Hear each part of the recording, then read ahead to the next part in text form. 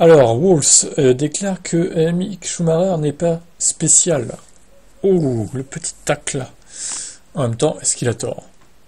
Pas sûr. Je pense qu'il a raison, moi. Il y avait trois options sur la table. Liam Lawson, Mick et Franco. Avec là, ma position contractuelle de Red Bull n'aurait pas fonctionné avec moi ici chez Williams. C'est donc pas une option pour nous de prendre Liam Lawson. Puis c'est un choix difficile vraiment entre Mick. Mick s'est beaucoup amélioré par rapport à ce qu'il était chez Haas. Ça ne fait aucun doute. C'est un pilote compétent. Et je sais qu'il a fait son temps. Mais il a fait un travail incroyable chez Alpine et avec Mercedes et McLaren dans le simulateur. Sur les données que nous pouvons voir à partir de ce qu'il a fait et de ses performances, il a fait des pas significatifs. Et cela devient donc une décision. Est-ce qu'on investit dans l'avenir ou est-ce qu'on investit dans le passé? Je pense que dans les deux cas, les deux entrent dans la catégorie des bons, mais pas dans celle des pilotes spéciaux.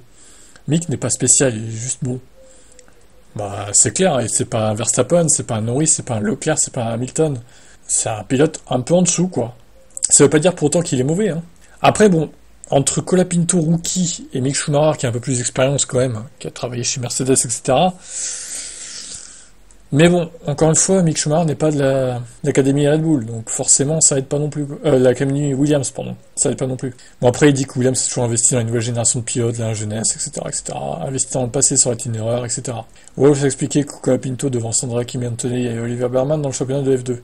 Il est chez MP Motorsport avec tout le respect que je dois à MP, c'est pas Prema, ce n'est pas Hart.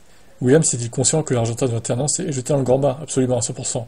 Mais si vous écoutez les propres mots de Franco, vous entendrez qu'il est prêt pour ça, qu'il est prêt pour le défi, et qu'il sait ce qu'il attend.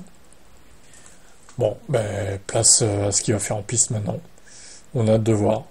Ma foi, laissons-lui le bénéfice du doute, et ben Mick, il lui reste l'espoir Audi, peut-être. Mais bon, j'ai quelques doutes que ça arrive.